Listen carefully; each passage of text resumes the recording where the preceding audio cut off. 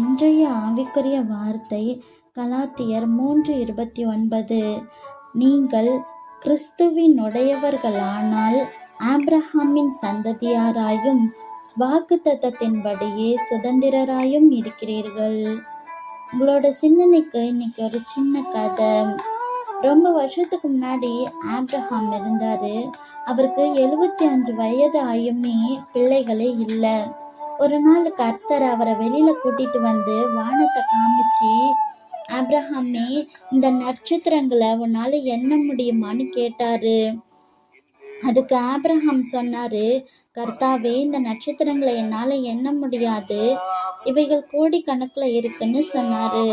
உடனே கர்த்தர் சொன்னாரு, இந்த நட்சத்திரங்களை மாதிரி தான் உன்னோட சந்ததியை பெருக பண்ணுவேன், உலகத்துல இருக்க எல்லா தேசங்களும் உன்னால ஆசீர்வதிக்கப்படும்னு சொன்னாரு. இந்த வார்த்தைகளை ஆபிரகாம் ரொம்ப நேசிச்சு விசுவாசிச்சாரு. ஆபிரகாமுக்கு ஈசாக்கு பிறந்தாரு.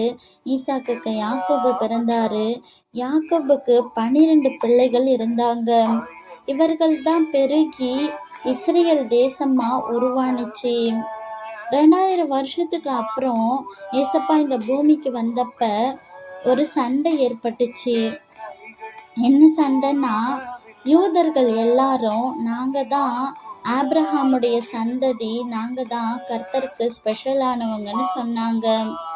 கிரேக்கர்கள், ரோமர்கள், அடிமைகள், ஆண்கள், பெண்கள், ஏழைகள் எல்லாரும் சேர்ந்து அழுதாங்க.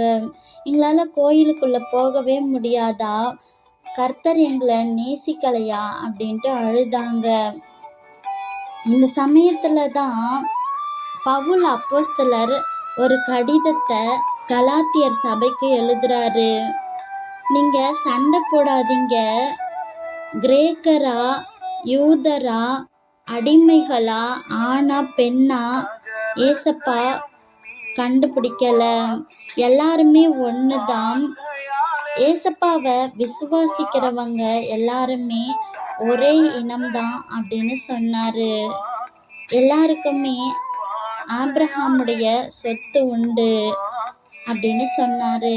இதை கேட்டுட்டு இருக்க நம்மளோட வாழ்க்கையில கூட நம்ம ஆனா பெண்ணா, நான் படிப்பேன் நீ படிக்க மாட்ட அப்படின்னு பார்க்காம ஒருவருக்கொருவர் அன்பு கூர்ந்து இயேசுவில விசுவாசமா இருந்தோன்னா எல்லாமே நம்மளுக்கு உண்டு.